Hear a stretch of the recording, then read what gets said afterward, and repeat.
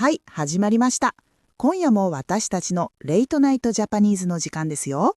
はい、この番組は日本語を勉強している皆さんと一緒に日本の友達同士のリアルな会話や最近の流行を深夜の電話みたいにゆるっと共有する番組です。私たちみさきとのぞみがお届けします。今日も一日お疲れ様でした。お疲れ様でした。ねえのぞみ、いきなりだけど学校で一番嫌いな授業って何だった？なんだろう、数学？いやでも体育かな。あ、体育。わかるわかる。みさきは？私もダントツで体育だった。なんか体育って嫌な記憶しかないんだよね。同じ。なんで体育ってあんなに嫌だったんだろうって大人になってふと思うことあるじゃん。そうなんだよ。で、今日はそれをちゃんと語ろうかと思って。いいね。体育の授業って実は日本独特の文化がすごく出てると思うから、日本語を学んでる皆さんにも面白いと思う。そしてなぜか話は日本語学習にまでつながります。伏線を張っておく。じゃあ行こう。じゃあまず日本の体育の授業って具体的にどんな感じだった？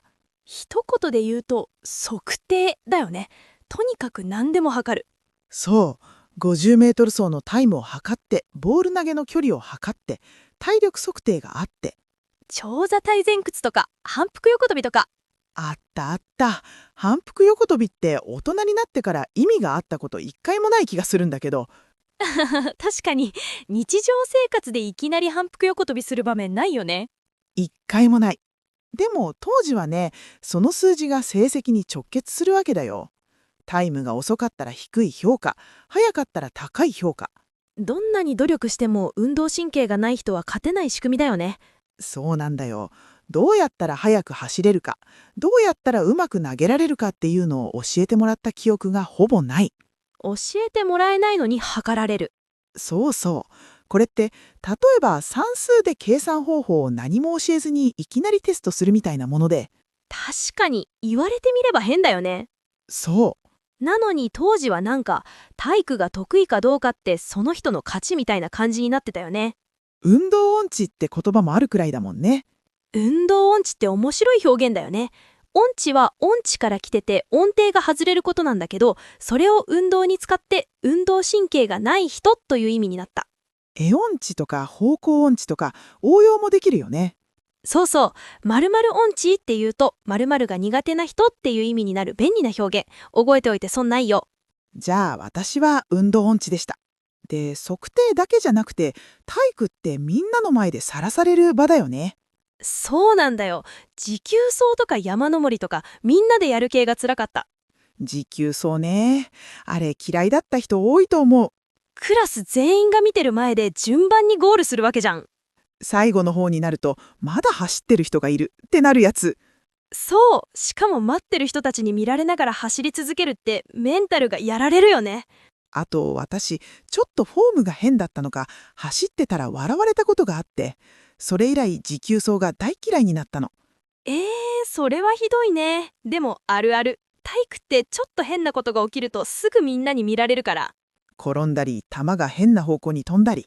授業中に笑われた記憶ってなぜかめちゃくちゃ鮮明に残ってるんだよね。残るよね。あれが積み重なると、体育イコール嫌な場所になっていく。それと参加が強制なのも大きいよね。体育祭とかマラソン大会とか。やりたくないって言える雰囲気じゃないやつ。みんなでやること自体が目的になってて、個人の気持ちは関係ない感じ。大の輪跳びとか、クラス全員で連続で飛ぶやつ。一人失敗すると全員終わり。プレッシャーの塊だったよね。あなたのせいで失敗したみたいな空気になる。怖い怖い。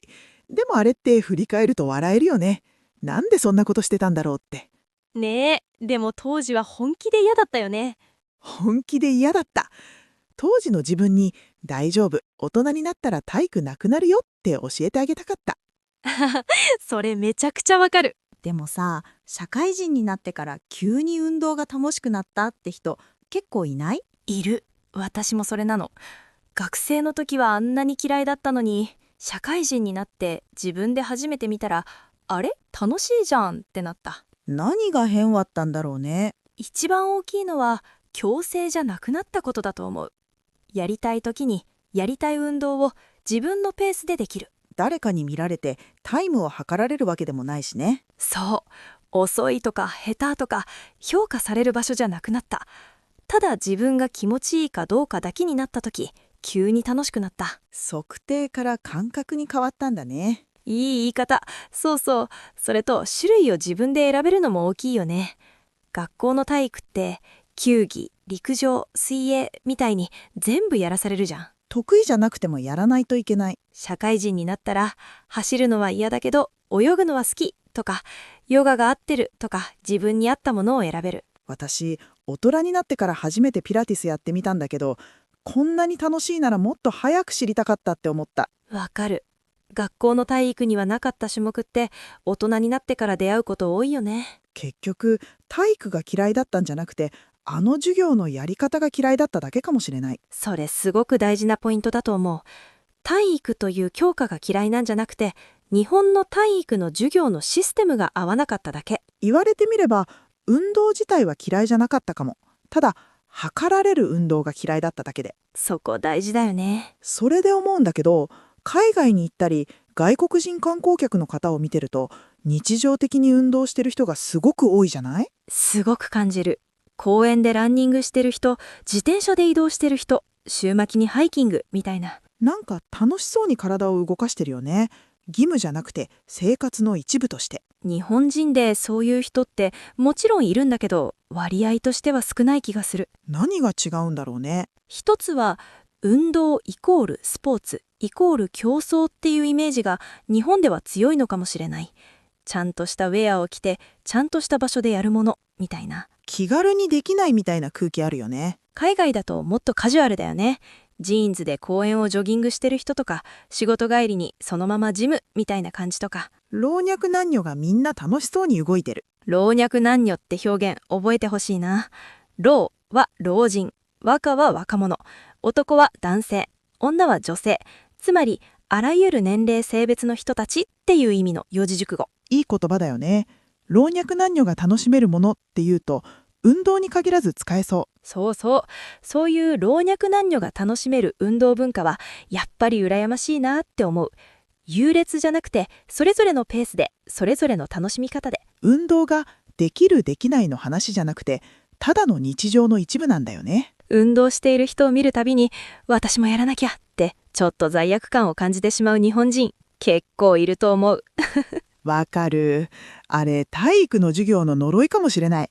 運動イコールできない自分のイメージが染みついてるんだよ。じゃあ、海外の体育ってどんな感じなんだろう？国によって全然違うけど、例えばアメリカやオーストラリアの体育は種目のバリエーションが多いんだよね。ダンスとかフリスビーとかロッククライミングとか。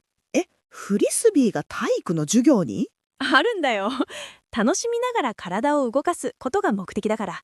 それにチームスポーツでも協力することを学ぶとか、コミュニケーション能力みたいな側面が重視されることが多い。日本の体育ってチームでやってても結局個人のタイムや記録が評価されるよね。そうなんだよ。リレーでバトンを受け取って走ることはチームでも、速く走ることが評価されるのは個人。なんか構造的に矛盾してるよね。日本の体育を一言で言うと、体力のある人が輝く場所かもしれないね。そう言われると確かに。でも面白いのは、日本でも最近は少しずつ変わってきてるんだよ。そうなの？体育嫌いを減らそう、運動を楽しむ教育にしようという動きが出てきてて、体育の授業改革みたいなテーマで研究してる先生や学校も増えてきてる。変わってほしいよね。次の世代の子どもたちには体育で嫌な思いをしてほしくないな。体を動かすことが楽しいって感覚を子供のうちに味わえた方がいい。体育がきっかけで運動嫌いになるってもったいないよね。本来体を動かすことって人間にとって気持ちいいことのはずなのに。そうそう。そこを奪っちゃうのが日本の体育の一番の問題だったかもしれない。ちなみに社会人になって運動を始めようとしたけど続かなかったって話もあるよね。あらる。笑う。ジムを契約したけどあっという間にサボった友人がいて。いる。しかもその子ね、ジムに行く前にまずウェアから揃えようって言い出して、すごく可愛いウェアを買って、シューズも買って、プロテインも買って。準備万端。そして一回行って思ったよりきつかったってなって、そのままウェアだけが増えた。でもそれすごくわかる気がする。完璧な状態で始めようって思いすぎるんだよね。そうそう、完璧な準備ができてから始めようとすると始められない。いい服やシューズを買わないと運動できないみたいな心理、ちょっと体育の影響もあるかもしれない。ちゃんとしないといけないって感覚。なるほど。ちゃんとした格好でちゃんとした場所でやらないとって思いすぎるの、体育の授業から来てるかも。まずはいつもの靴で外を散歩するだけでも十分なのにね。ハードルを下げることって大事。さて、最初に話は日本語学習につながるって言ってたけど、言ってた。ここで回収します。ちゃんと回収してください。体育の話をしながらずっと日本語学習と重なるなって思ってたの。どういうこと？日本の体育って測定して評価する授業だったよね。日本語学習でもテストで点数を取ること、JLPT の Q を上げること、正確に話せるかどうかを気にしすぎると楽しめなくなることがある。確かに、間違えたらどうしようとか、まだ波及だから話せないとか思うと動けなくなるよね。体育と同じで、測定することが目的になると楽しさが消えちゃい、完璧な文法で話さないといけないって思いすぎると口が開かなくなる。完璧な準備ができてからジムに行こうと同じだね。そうそう。でも、わかった、面白い、通じたっていう瞬間の積み重ねが本当の力になると思う。いつもの靴で散歩するみたいに、まず気軽に話してみることが大事。この番組がそういう時間になれたら嬉しいな。難しく考えずに、ただ日本語って面白いなと思いながら聞いてもらえたら。皆さんが楽しいなと思いながら聞いてくれたらそれだけで十分です。今夜のレイトナイトジャパニーズチャットはここまで。今日も聞いてくれてありがとうございました。ありがとうございました。またねー。